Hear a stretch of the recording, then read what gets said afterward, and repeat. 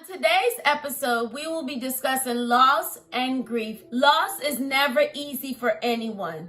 Whether it is that you have lost a loved one, whether it is the loss of a relationship, the loss of a job, or the loss of a pet, losing someone or something is not easy.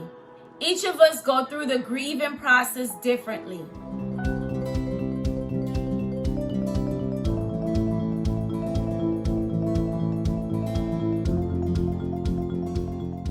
People, welcome to another episode of Maximizing Me, where we discuss all things health, wealth, and traveling well.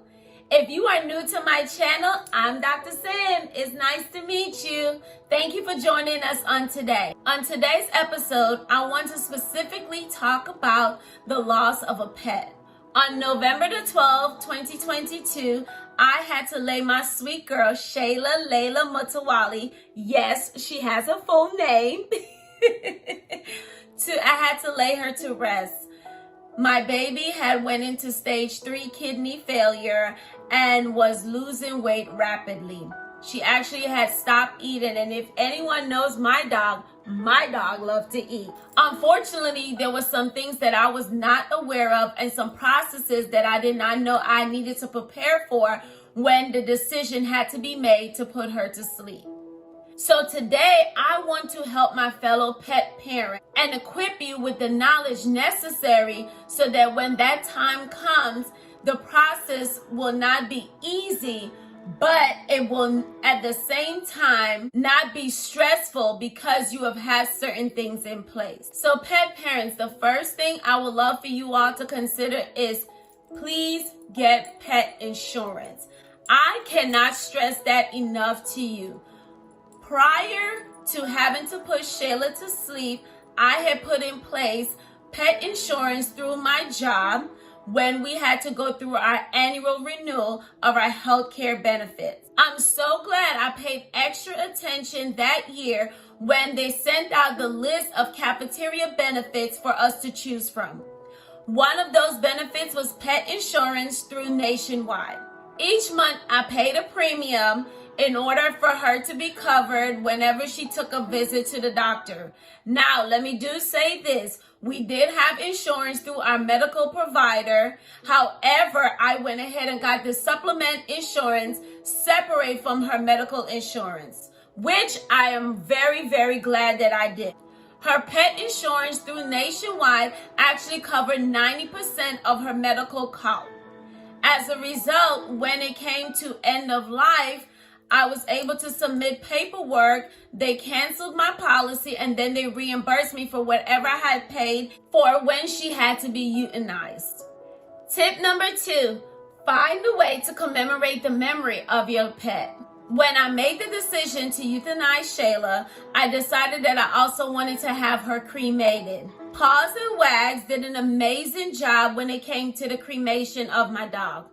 One of the things that they actually sent me in my cremation packet was her paw prints. So that was one of the ways that I commemorated her memory. Also went to Etsy to purchase a commemorative box so that I can place some of her personal items into it so that I can have it as a keepsake to always remember my sweet girl. Tip number 3, make sure your tribe is there to support you through the process.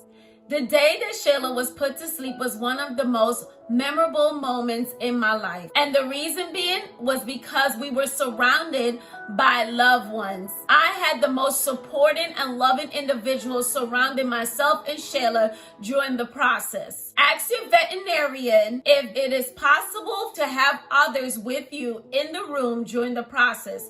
I highly recommend it. Shayla and I had 9 individuals in the room with us as we went through the euthanization process. Nothing was actually planned out, but what I did want to do was make sure that we had a moment of prayer and a moment to just love on her before she crossed the Rainbow Bridge. Several of my friends, including my sister, recorded moments as we were loving on her. They took pictures of myself. They also took a picture with her just to make sure that we have those commemorative memories so that we all can look back on it and always remember Shayla. Having that support system in the room helps you during and after the process. I was grateful to have my family and my friends in the room. I even had my sister from New York on FaceTime and my hairstylist on FaceTime as well to make sure that they too honored the memory of Shayla while they were simultaneously loving on me, because they knew how much Shayla meant to me. After the process had taken place, and once we knew that she had officially crossed the Rainbow Bridge, each of my friends took an opportunity in a moment just to say their final farewell, which really meant a lot to me because it just demonstrated how much they loved her and how much they loved me as well. And I'm not gonna cry. My dear friend Charlotte Renee, she created a video that documented the journey through that day and just to show the love between Shayla and I. She also created a video to demonstrate the love she had for her Nisi Poo, as she called Shayla. My sister took the time to order me several commemorative items that I can have as keepsakes. This includes one of them. I absolutely love the poem Waiting at the Door, and she was able to include her picture, and of course I was able to attach her collar to it.